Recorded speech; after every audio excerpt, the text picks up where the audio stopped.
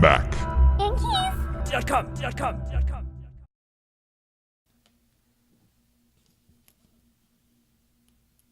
This is an example of the majority of what the keys are on there, like this size right here.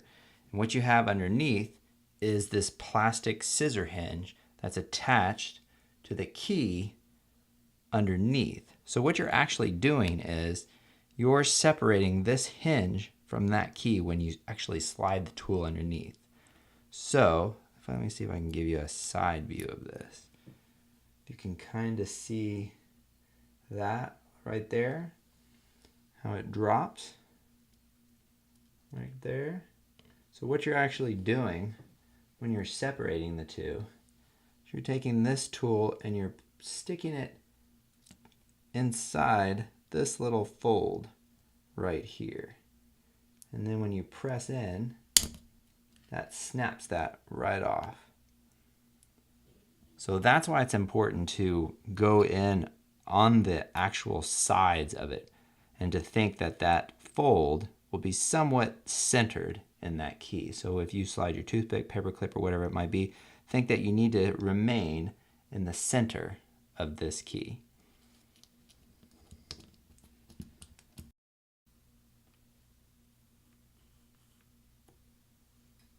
We're going to remove the function key. Take your tool, spudger, toothpick, doesn't matter, whatever you're using.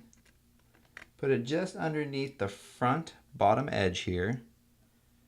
And we're going to lift up just slightly, just enough to put this second tool in over here on the right. Now you can remove that first tool. Now what we're going to do is once we put our finger on the top of this key, we're going to use this tool and slide it to the left. And what that's going to do is that's going to separate this key from the plastic scissor hinge underneath it.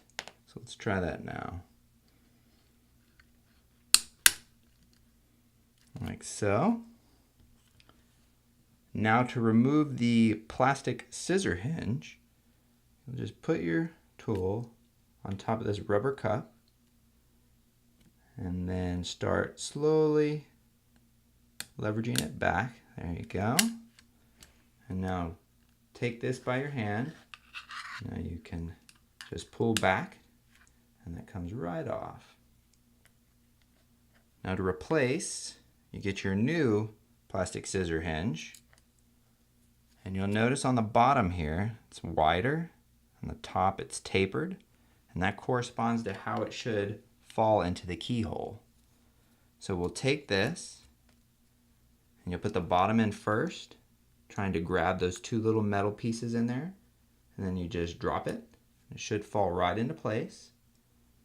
Then you'll take your finger and snap down the top like that. Now get your replacement function key.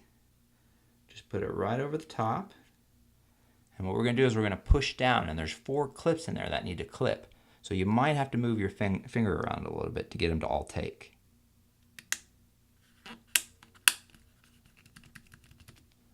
There you go. And you've installed your function key. Mac. Hinge.com.